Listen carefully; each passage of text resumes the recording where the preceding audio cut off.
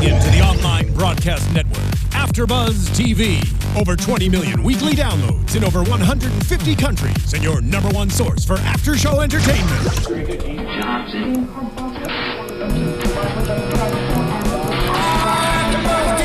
AFTERBUZZ TV, the destination for TV superfans. Producing aftershows for over 300 of your favorite TV shows. Interviewing celebrities and showrunners. And bringing you behind-the-scenes exclusives. All thanks to E! Entertainment's Maria Menounos, producer Kevin Undergaro, and internet leader Akamai.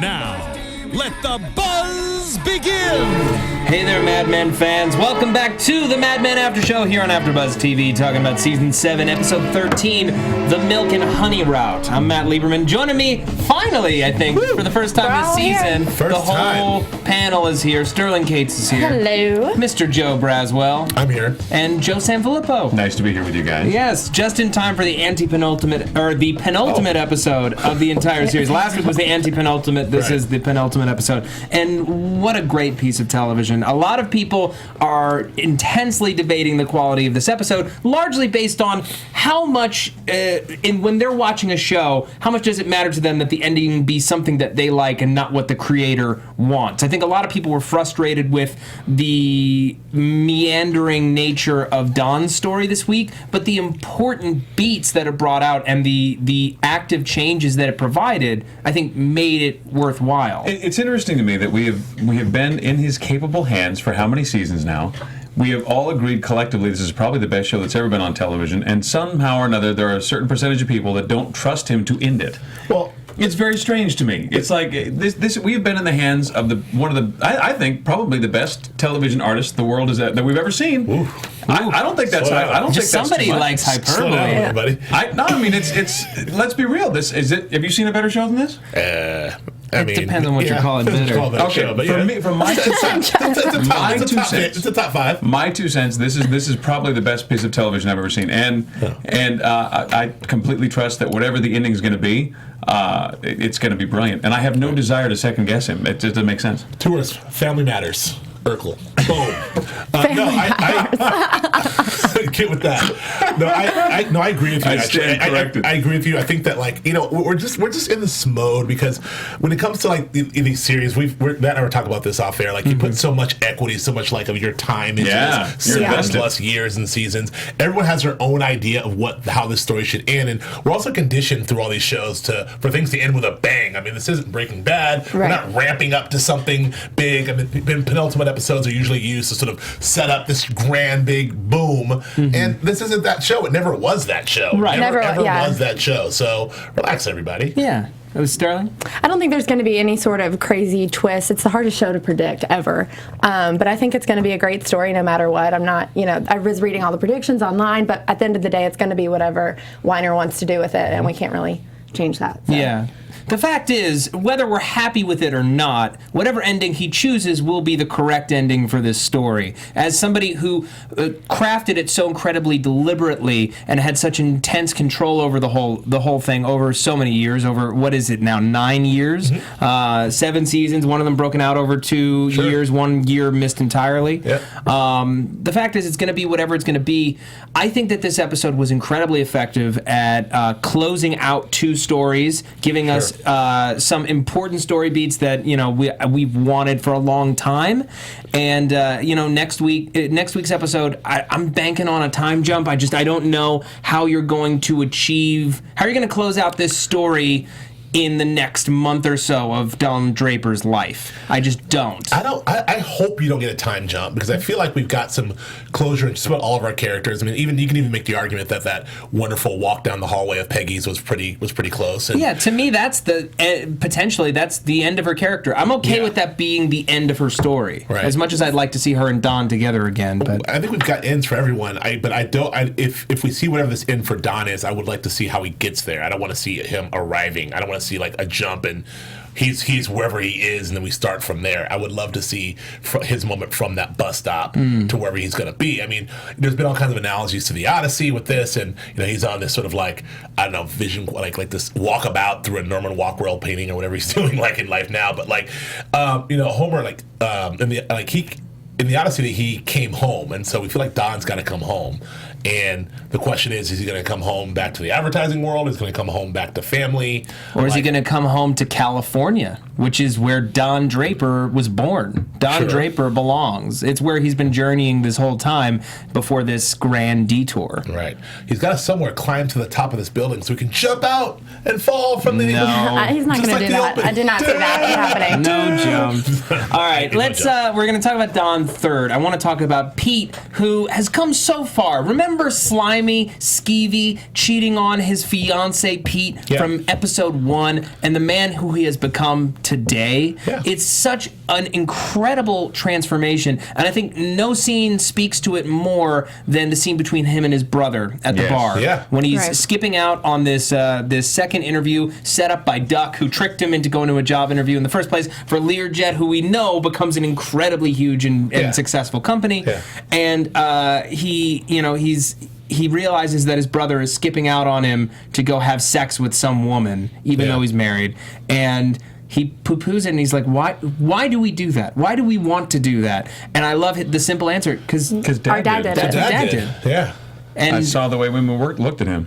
Yeah. That was a fantastic. I agree. That was a fantastic scene. Mm-hmm. Like it just in getting into Pete's character, getting to the family, getting to sort of like the reasons why men sometimes do what they do, and it's really illuminating in a lot of ways. I loved it.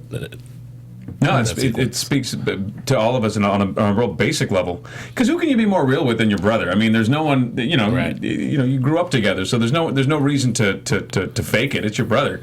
So I mean, I thought that was really cool. I thought that was very honest and very real. And why do we bother doing this? Why? Mm-hmm. What's the point? But it does speak to the whole culture. I mean, the whole culture of go and get it, show off that you have it. That'll get you access to these girls. I mean, because let's be honest, the brother's ugly as hell, and if he's getting any, it's not because he's not because he's physical appeance with you always. I'm just saying comes down. That casting is deliberate. 5, 6, what is that casting is deliberate, and it's to show that he's not getting any because he's like rolling up at the club and he's Joey Handsome. No, he's getting it because he's got money or he's got status, and I think that's why it speaks to the entire culture collectively. Joey Handsome? That was actually a terrible choice of words. Yeah, Sterling, how'd you feel about this storyline? Well, I've been wanting Pete to get back with Trudy for a while, and I'm hoping that he would reach this transformation that he seems to be at. So I hope in the last episode it doesn't all blow up. The only picture they've released of next episode is Pete's. It's Pete, so I don't think he's done. Oh, I didn't see that picture at all. That's the only picture that AMC has put out. It's just Pete's face, so it doesn't give us anything. So it could be from a long time ago, but you never know. Oh, wow. I gotta say, props to my man Mark Moses, Duck. Duck for come back and just like.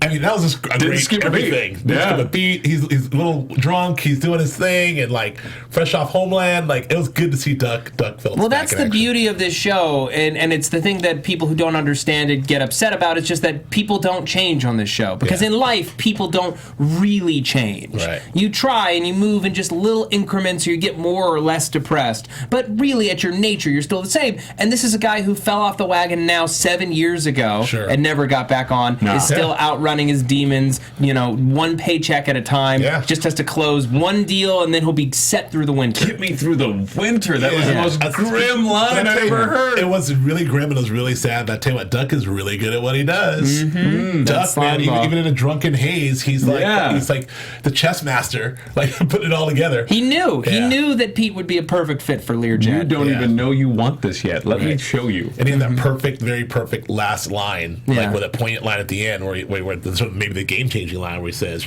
I've been there, like this to Pete. Like it's like, and Duck's been to the top. Duck was the guy. Was the guy. And it's sort of like, look at him now. And it's like, what are you waiting for, Pete? Like, what are you doing? Yeah. I doubt he was there to replace Don in the first place when in the elevator. I feel like that was just a huge setup. It was all set up. Yeah. It's all a big con.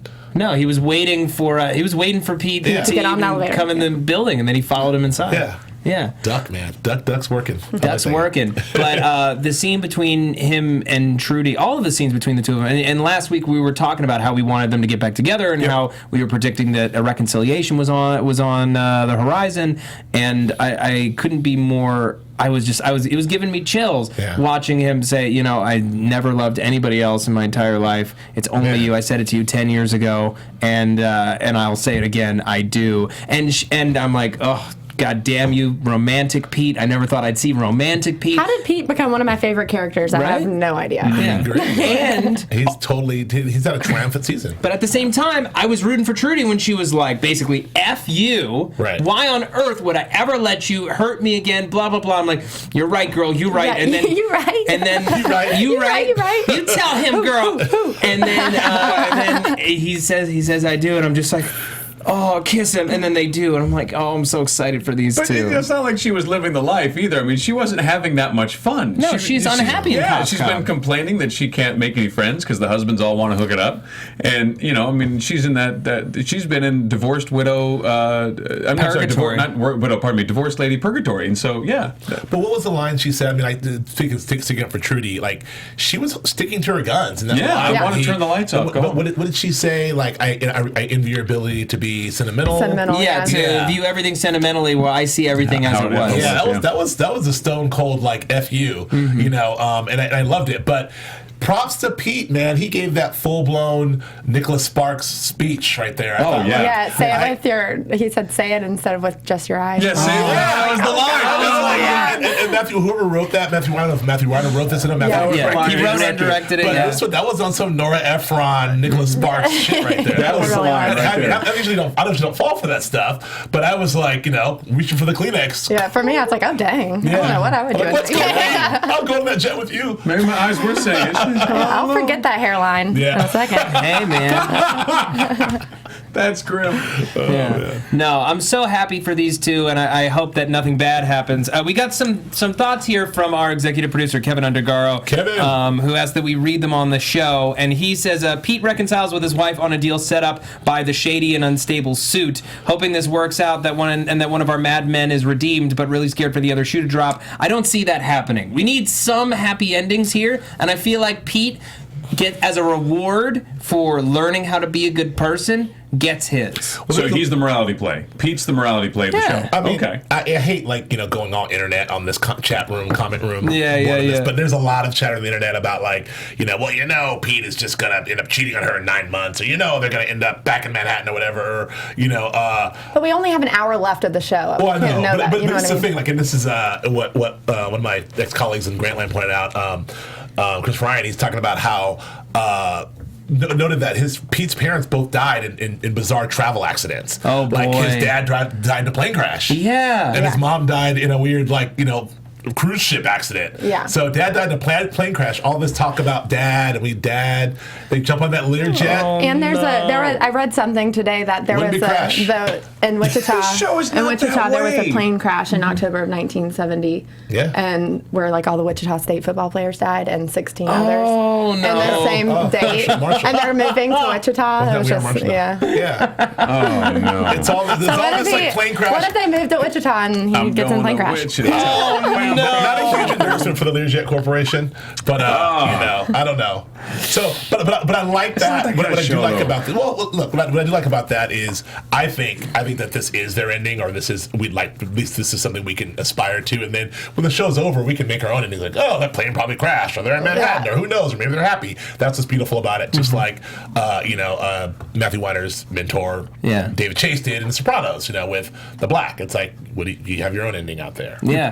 Please don't do that with this. The fact is, that's his game. Yeah, it's his fearless leader. I don't want that. Well, the fact is, you don't get to choose. I don't want it. We just established you don't get to choose. I know. In life, you can have your happy ending and still die painfully. This is, to me, this is the moment. This is the end of his story. If something terrible happens to him after this, he earned the happy years that he had, and I feel like the Pete in this episode would work as hard as he could to preserve it as long as he could. I don't think if his marriage ends again, it won't be because he cheated.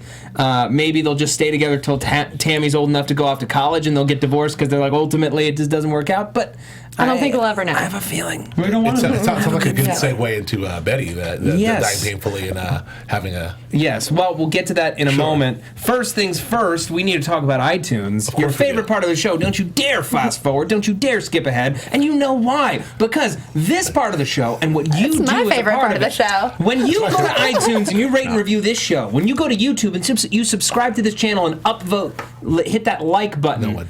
You are helping this channel stay alive. You are helping us get sponsors that pay for this, that keep our doors open, our lights on, pay our wonderful engineers. And it's also the best way for us to know that we are giving you the finest possible Mad Men product on the market. And remember, next week is the season finale. So writing your ratings and reviews this week, this is your last chance to have them read out on the show and to have your thoughts After this, shared. you're just howling in the wind. Exactly. 5 stars, awesome, from Mary Joy. This After Show podcast is one of the many things I will miss about this brilliant, brilliant show. This panel has incredible insight and the conversation is great. I will say I immediately await the posting of this podcast, especially when a lot of stuff has gone down in this episode. I can't wait for them to talk about. Most recently, Joan versus the Men at McCann. Worth the wait. You all are awesome. Excellent recap show by P. Brew, 5 stars. Well done. I look forward to hearing their take immediately after watching an episode. Highly recommend. And just so John's a 5-star. Andrew Jones. All I have to say is dope. Nice. That's a good one. How I Learned What Happened, 5 stars from DE in Wyoming. I quit cable, so I only get a few TV channels and no AMC. AfterBuzz is how I learn about what happened each week on Mad Men. Your descriptions and plot analyses keep me up to date on the show, and I can visualize what happened. Thanks for being my eyes and ears for this show. Recommendation, iTunes or Amazon Prime or AMC.com. Maybe we should say things that don't actually happen and see if we get in comments. Oh, just for this one person? Yeah, I don't want to throw it in there. Just kidding. Fool Delaware and Wyoming. When the dog came in. 5 stars. 5 stars. Terrific by Namzi. I love your podcast. Listening to it after each show gives me more appreciation of Mad Men, a show that I already loved. But you bring in so many details that I missed that I want to watch each episode again after listening because now I understand it at a much deeper level. Thanks so much for your thoughtful and thought-provoking thoughts. A lot of thoughts in there. Thanks, great podcast. 5 stars from the Brian W84, the greatest Mad Men podcast out there. I only wish I would have found them earlier in the series. I definitely recommend listening to their other podcasts. Excellent analysis from the hosts. 5 stars from Jay Shishki. Just started watching here at the end. We'll go back to the after shows from season 5 on. The hosts have an excellent grasp of the characters, but also peerless understanding of the lead women characters on the show. I wish the show would go back to season 1 as the rest of us mourn the ending of the show by watching it all over again. Great job. Great insight. 5 stars from Rob8641. The show provides great background information and insight to each episode. I look forward to listening each week. The Windows on 5th Avenue. 5 stars from Akash Kadavra. Only one more after this. I love this podcast. Mad Men is one of my favorite dramas of all time, and as a writer, my appreciation for it only grows as time passes and all of the narrative threads come together. The hosts have a working knowledge of not just the show, but the history and joining literature, and I thusly appreciate their unique viewpoints even more. Thanks for the journey to the end. And finally, it's the people, not the job. 5 stars from Barn. Oh my God, this is so long. So I'm just going to say thank you, Barn. I wish that we had enough time to read your whole thing, but thank you. Can I just very quickly, just while we're here, just shout out to a few people who are watching right now live. Of course, yes. Of course. Matt H., Agent Dale Chomsky, William Bangs, it says McCut1217, John Miller, Bridget Shea Wardstone, Murdoch, Finney, Philip, I can't pronounce that, Gabrieliv, Ba Woman, and I don't know, Coy. All you guys, thank you so much for checking us out now in real time. I just said hi. Hey, Joe. Hey, Ryan. Hey, Ren. Look at this. Hey, It's guys. super meta. I'm not yet. Anyway. I feel like we're going in circles right now. Yeah, she's looking at it too. Okay, here we go. Okay, Back to real time. back to Betty. We're at now. What happened then? We passed Or the Wendy's dare now. I say Mrs. Robinson. Yes. Which hysterical. That was pretty funny. Hysterical. Those kids, those guys have a sense of humor. They're fun boys. She finds out this week that she has lung cancer and it's metastasized to her bones. And now she has cancer of the bones as well. She has less than a year to live. She'll be dying very soon. It's intense. It's difficult. Again, showing just the period and how frustrating this is. And especially when you're thinking about Betty, who is somebody who has always wanted the limelight and has always liked being noticed and liked being treated well and likes being the center of attention. When the cancer diagnosis is being explained, this doctor is talking to her husband. Right. And she's right there. They're talking about her as if she's not even there. Yeah, it's a bit of a callback to I think it was like season 2. When she went to the psychologist and they Exactly. reported back to Don. They were reporting to Don and sitting there and that was interesting. Yeah, back in season 1. And she doesn't want to fight it. She doesn't want to try to live longer. Henry is a complete mess, and he doesn't know how to handle it, and he doesn't know how to handle her, to the point that he goes and grabs Sally from school and breaks Betty's trust and tells her what's going on. And I loved Sally's reaction. Like, before he can even finish getting the words out of his mouth, she's got her hands over her ears. She's not ready to hear My ears this. are ringing. I don't understand what you're saying. This was a really emotional storyline for me, especially when Sally reads the letter towards the end. Yes, I was a wreck. I couldn't even see the TV. I was like, no.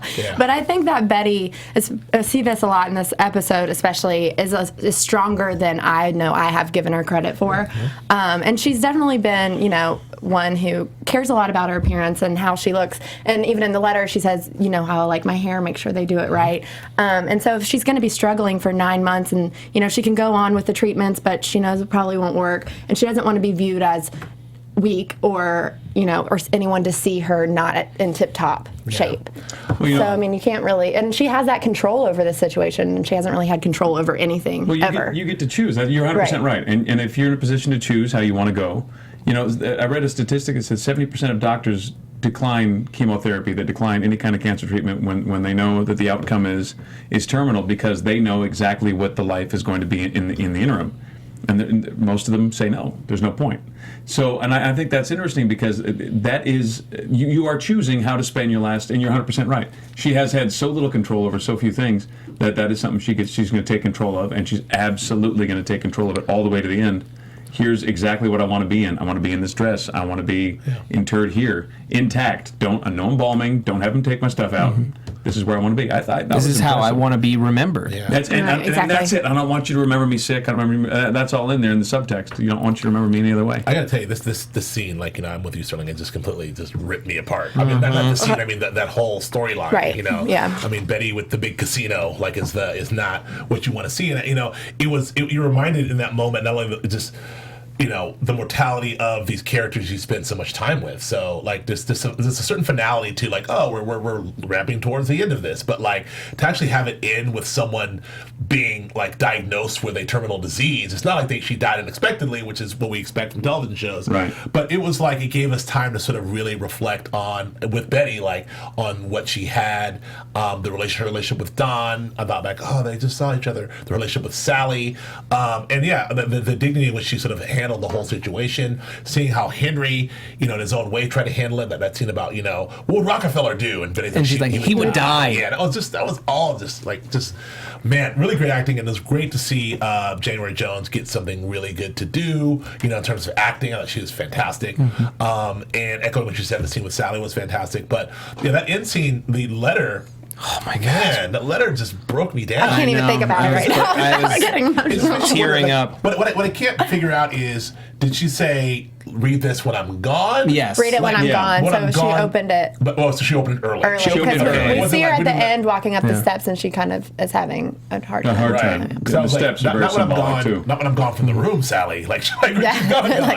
But it's something to how capable of that exchange. Look, Henry's going to be a mess. You have to do this. And so that, her passing that on to Sally, who is absolutely capable of doing that. And it was just lovely and beautiful and sad and everything. But it's also. Oh, go ahead. I really enjoyed how they kind of made real clear the futility of all this. I mean, this is all.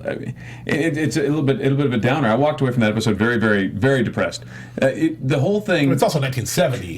Well, today it's the same thing. It doesn't really matter. None of us are getting out of here alive. And it was interesting. What would Rockefeller do? Speak for yourself. Stop. I ain't leaving.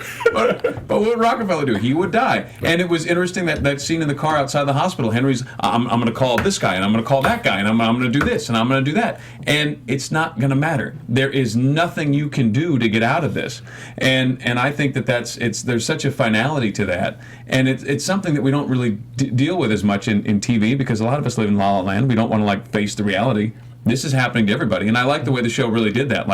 There is no way out. This character is going to go, and she, the best we can do for her, she gets to choose how she's going to go. I also like structurally how what he's doing structurally with the storyline. How he's keeping Don is grounded now. Don cannot run away willy-nilly, because if Betty's gone, then who is raising his kids? You mean Henry? No, I mean Don. Don is grounded? As a character, I think this grounds him. Once he finds out that she's gone, now he has to choose. Now, right now, he's choosing to run around and do what he's going to do with the understanding that someone's taking care of his kids. But when Betty's gone, he can't be. Is it D.B. Sweeney that everybody thinks he's going to be? He can't. That's not possible. D.B. D.B. Cooper. Pardon me. Sweeney. Yeah, pardon me. D.B. Cooper. Wackadoo theory. But he can't do that. That's not possible now. Does that make sense? Structurally, that brings him back down. I mean, I hear what you're saying. I'm not so sure about that. I don't think. I don't necessarily think so either. It all depends because we don't know how long Betty has to live, and we don't know. They have no way of contacting him. It's really not until he calls Sally again that he's going to hear about this. So I'm not sure what effect it'll have. By the way, he's calling Sally at school where she's not next week. Yeah. So can I ask you one question? Yes. From Betty, like when we saw her ascend that stairwell, sort of metaphorically and sort of in real life, which is great. Is that the last we're going to see of Betty? You think that was like her exit, 100%, like her ascension to heaven? Yeah. It's very, very clearly, to me, it's her climbing the stairs to heaven. It's the last time that we see her. But I think that her letting Sally know that she does love her and does on some level respect who she is, that is the last word that we needed to have on Betty. Right. Yeah. That she saying, no, I'm not weak. I am a fighter, but I'm also a realist, and I know when a fight is over, and I'm going to choose how I go out of this world, and I want you to know that you're going to be okay and that I love you. That's all we need to hear. And she said I love you, which she did not say when she dropped the letter off. No. Ever. Yeah. Ever. Or She's ever like, read in this this letter, whole show. please, That was grim. Grim. Go back to sleep. Go back to sleep. Yeah. But at least she got to love you in a letter, which is right. Also, I just want to say briefly, cancer. The fact is, cancer was something that people knew about, but was not the grim specter that it is today. And I feel like the first time we hear the word cancer is in the first episode of the show, and then we maybe never heard it again, maybe only a handful of times since. And now, coming to the close, Betty, who has smoked for the entire show, has cancer, and I think it's very important and very significant that it's happening to one of our cast members right now, and that someone goes out because of cancer. We have to have some negative side effects for these cigarettes, guys. It's got to happen. Well, I gotta be Betty. Like all these fools are drinking and boozing and smoking, and Betty's the one who gets it. I personally, not to make a Betty storyline about Don, but I personally, going off what you were saying, Flippo, that I would like to see Don take an opportunity to be a father that he was never really. Well, now the choice is really him or Henry. I mean, that's our, that's really it. Well, here, before we go to Don, really quick, one last thing with Betty. She has this line in her final exchange with Henry where he's surprised that she's going to school, and she's like, why did I start going in the first place? Now, Kevin Undergaro, our executive producer, took it as her admitting that school was a sham to begin with, but I disagree. I feel like she's going to school instead of hiding in her home because she started going because she wanted something to do. I feel like it was she was seeking some sort of fulfillment for her that she never has had. That was what I took from it. Yeah. I agree too. I mean, not to disagree with you, Kevin. Sorry, but I agree. Okay. She took that with her. All right. So Don out in Oklahoma, car breaks down. Well, even before that, let's talk briefly about his opening dream that opens this episode. This nightmare that he is going to be found out, and it's very significant because even though he has all this existential dread, we rarely trace it back through dialogue to the fact that he's leading a double life, that he committed a crime, that he killed a man and took his identity, and that he's been living with that guilt all this time. It's been years since we've touched on it directly. And it was very important to have that open the episode. Then to have him in this scene with the veterans, like there was a lot of like kind of wasted time maybe this week. I do want to point out the woman that he sees, and he's almost like someone in the desert seeing a mirage of a cool glass of lemonade. That's almost like how he was looking at this woman. Only Don is staying in a hotel in Wichita or wherever the heck he's at and sees the smoking hottest ridiculously. No. Married to just this fat slob. And I cry false. I'm sorry. I've been to hotels in the middle of the country. That does not exist. All right. She's not there. She's never been there. She just had bad timing, Joe. Joe, what do you want to talk about? I just want to say, like, back to the cops, and I think it was also obviously not just him being found out about, this long-standing Dick Whitman ruse he's been, he's perpetrated on everyone, including himself, but also him to just ditching McCann. Yeah. He just, like, pieced out from McCann. And from life, from responsibility. So it's, like, kind of like everyone is sort of, like, looking for Don Draper, if you will, and I think that was sort of, like, what his anxiety coming up. Like, they're all looking for me. Yeah. And so that's my take.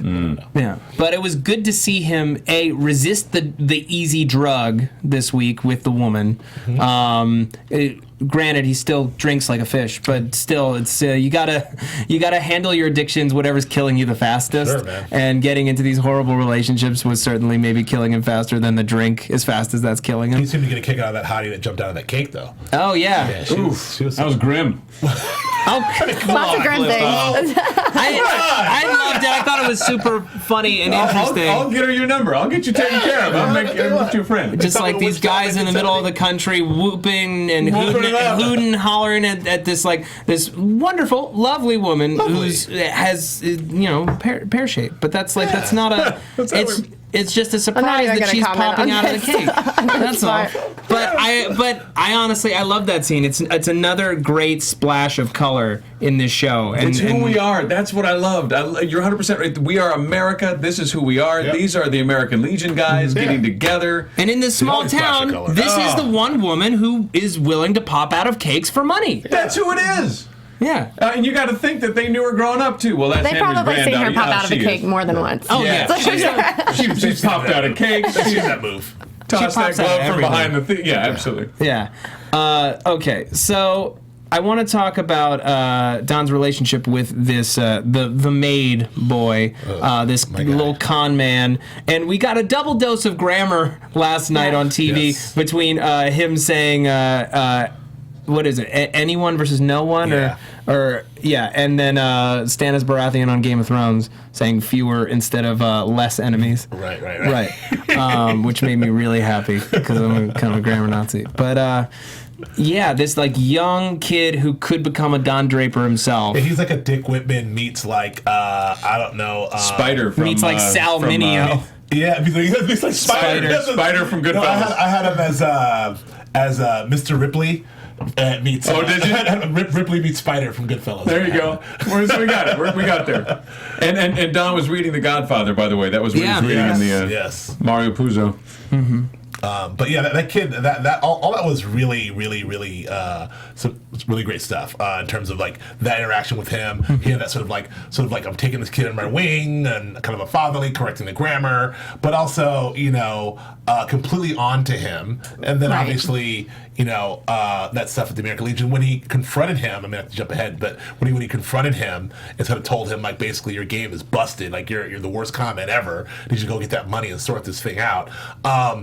And telling him right now, this is not the path you want to go down. Like, this is sort of like, that's a sort of corrective, thing. Like, I know this life. And this kid's like, you're rich. You have it all. You've done it all. It's like, but you don't want to do it this way. Yeah, I'm rich. I have it all. And I'm in a motel in Oklahoma talking to you. Right, exactly. Do you see a family with me? Do you see me happy? No. But that we could only have gotten to that moment because of the scene in the American Legion where Don finally is given the opportunity to say the words for the first time and be absolved of his guilt. Now, granted, it's a calculated admission. It's not everything.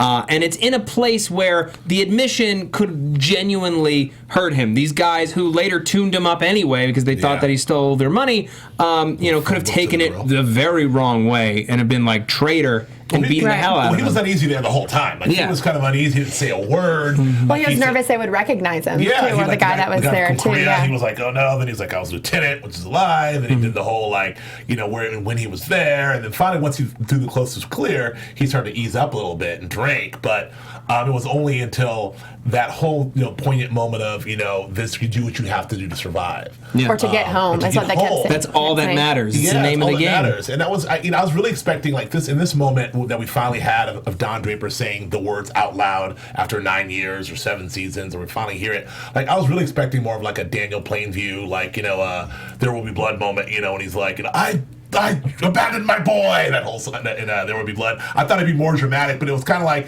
yeah, this happened, and it was very much as cleansing. That's all we needed, though. But it's very much as satisfying. Yes, he is absolved. What I found one of the things I really enjoyed about the scene is the level of drunk that everybody got to, because you can only get to that level of drunk after years and years of practice. You cannot get there.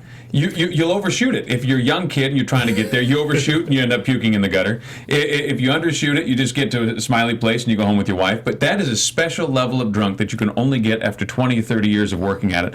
And I thought they hit it just right. Yeah. I thought they absolutely hit that just right. That kind of sour, but grim, determined to stay. It was impressive. I thought that was I love excellent. the rendition of "Over There." Oh yeah. Over there. We're running low on time, so I just want to throw out one more quick hit, and then we're going to talk about the final scene, where there's this scene that kind of doesn't mean anything, where it's the older guy, and he's like, "I want you to help me fix this Coke machine." Yeah. They want to give me a new one, but I like this one. Yeah. And the significance of Coca-Cola and McCann comes to mind. As well as the fact that, if you think about identities, and I know this is a reach, guys, give me a second. Right. Where where you're going. This is a guy who's at the end of his rope. He could take on another identity, but maybe he likes his old one.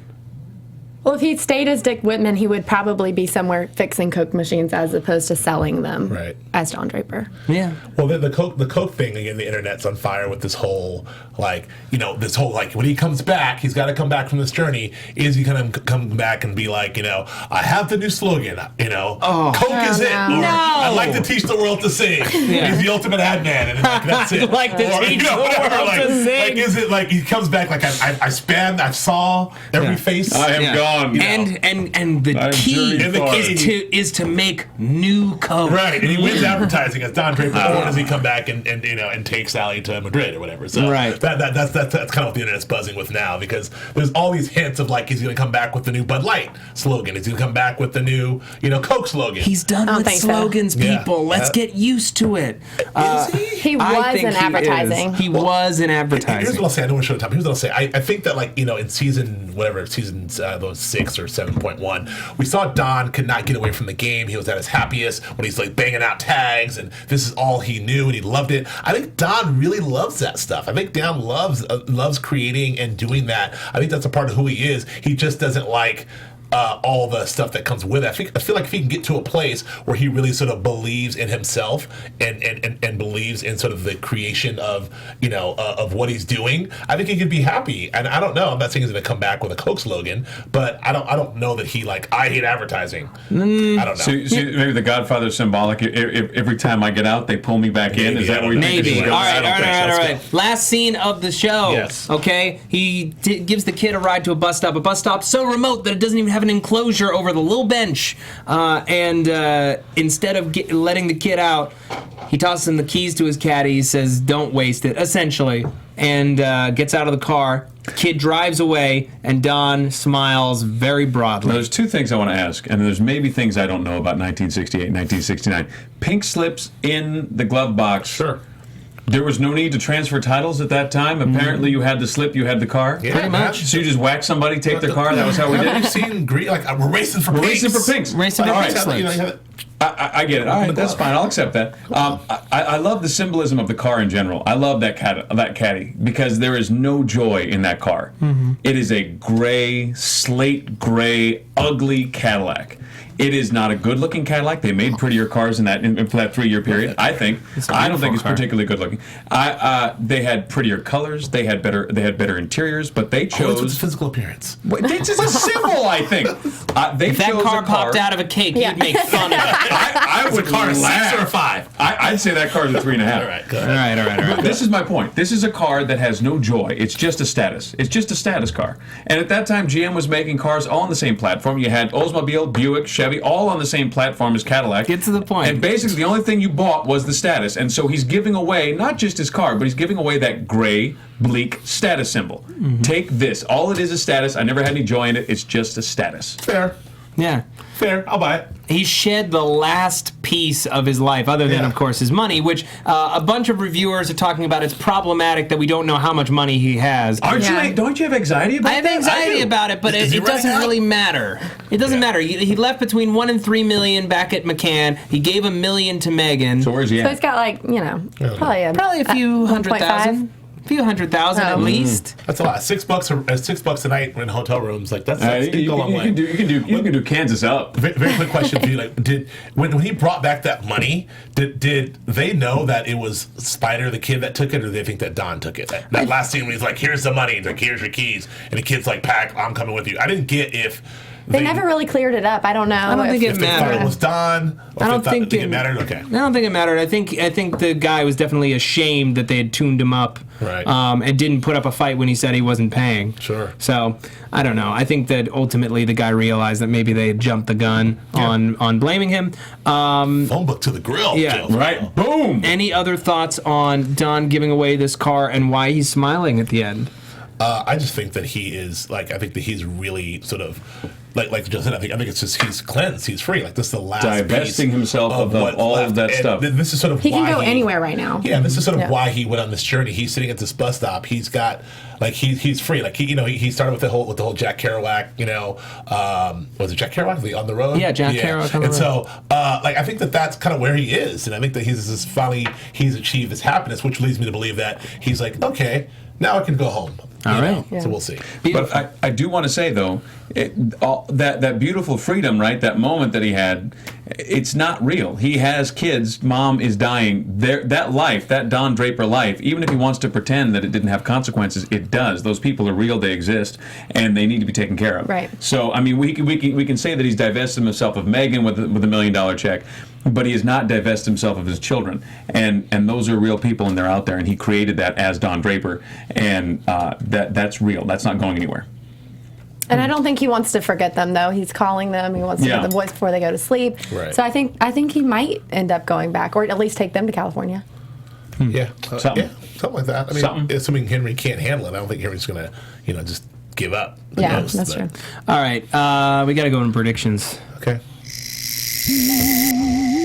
And now, your AFTERBUZZ TV prediction. I almost don't even want to predict anything. I just want to see what happens. Kind of impossible. The one thing I will say is any people who are still thinking Don's going to take a plunge from the top of a building, I think you're going to be sorely disappointed next week, because to me, that him dying next episode, if not of old age or from a freak accident, any dying that was on his fault or was suicide, won't happen, because it was predicated on the fact that he hadn't reached any level of personal enlightenment and that he couldn't take it anymore. And by the end of this episode, I feel like he's finally reached it, or at least is close, is on his way. Every day things are getting closer. He's getting that much closer. Mm-hmm. So I honestly don't think he's faster than leaping. a roller coaster? Yes. Love like ours? Yes. I think for a long time, we sort of felt as an audience like there was going to be some sort of profound consequence for this whole Don Draper Dick Whitman switch. I think that was always looming as like, it's going to come back to get him, this whole Dick Whitman thing. Not that kind of show. But then at the end, when we have that confession, like that's sort of like, this is what happened, and we see sort of cleansed of it, I don't think that thing is coming. So I think that, I'm saying all that to say, I don't think that he's going to come flying off. I think that this is sort of a cleansing for Don, a sort of a cocoon from a butterfly from a cocoon moment. So I think that he's going to, maybe rise up, and I have no idea what to expect next week. I don't know. The only question I have is, will we see the gang all back together in some way, shape, or form? Will we see them all separately, or will we just see Don? Because we have endings for everyone. So how do we get these all people back in the same room? Roger's funeral? Betty's funeral. Would you stop with Roger's funeral, please? Betty's funeral. Stop trying to kill people. Roger's funeral. Why Roger's got to die? Maybe Betty's funeral. They're all there together, and they can have that moment. That's Yeah, how we but get all why would together. a lot of them? everyone There's go to no reason Betty's why funeral? they'd go to Betty's funeral. All right, I don't know. Roger's funeral. You are depressing people. Sterling's All right. correct. And Joe, you have a prediction? I'm sorry. Yeah, I got a prediction. what is it? Here's the way I see this ending. I see Don at the top of a cliff in Malibu, just overlooking the ocean. That's what I see. Okay. He's not jumping. He's not going to kill himself. But he's like with the blue in front of him, and he's got possibilities. All right. And Weiner pretty much shot down the whole D.B. Cooper thing on Conan O'Brien. He asked him about it. He asked him like what the strangest prediction is, and he was like, I don't want to say anything, but that's probably the strangest one. Yeah, so I don't think that's in the cards. People in the chat room are saying time jump. I'm pulling for time jump because to me, I want time jump because at least on Don's end, there isn't a ton of story that we need to see in these next few months because he's just made the decision to lead a life without responsibility, without property, without any of that. I want to see what that journey does to him. I don't want to see him start the journey because we just saw him start the journey. Murdoch Finney says time jump. Sal returns and marries Bruce Jenner. Ha! No. I don't know if that's going to happen, but you know. Yeah, a Sal appearance would be nice, but I don't see it happening. Sal. Obviously, that ship sailed. I don't think we're going to get any Sal. You never know. Yeah. Anyway, all right. All right. Anyway, folks, I think that's going to be all for us today. Real quick, Kevin Undergaro reached out. He's watching live, and he feels that we took his line about Betty going to school a sham out of context. When husband asked her, why are you still going to school, her response indicated it never had any meaning. Yes, her original intention was to do well, ascend, but the reality of death was too much reality. I'm a pretty trophy wife, all I was and never will be. Therefore, Sally makes sure I look beautiful in that casket. That ties back to the she and Don only being good looking, and Don is assuring Sally later that she's more than that. Seeing Sally with the kids proves she is and will be. I don't think Don steps up to be a dad. Sally will do that. Oh. That scene with Sally at the kitchen table. Yeah, that's not fun at all. That's a grim outlook. Life's grim. It could be. Sterling Cates, where can the people find you? You can find me on Twitter and Instagram at Sterling Cates and on a few other after shows here. All right, Joe Braswell. Oh, you can find me here. Oh, where can you find me? Oh, on Twitter and Instagram at Joe K. Braswell. You can also find me here in AfterBuzz for the season finale of Bates Motel, and the season finale of Blacklist, and the season finale of a little show called Mad Men next week. Yes. Joe Flip. You can find me on the Twitters at Joe Filippo, JoeFlippo, and I will not be here next week for the finale because I'll be in Hawaii, and I have a job I have to do in Hawaii, and I'm very bummed. So this is my last Mad Men, and I'm astonishingly bummed out. Right. It's been a pleasure serving with you, sir. Thank you, guys. You can jump out a window. No. Yeah, that intro this whole time. All right, you jokers. And you can find me on Twitter at Matt Lieberman. That's MattLieberman. You can also find me here on AfterBuzz TV doing the Orphan Black After Show, SourceFed Nerd, and LieberFriends.com. Thank you so much for joining us. We'll see you next week. Good night. Bye. From executive producers Maria Menounos, Kevin Undergaro, Phil Svitek, and the entire AfterBuzz TV staff, we would like to thank you for listening to the AfterBuzz TV network.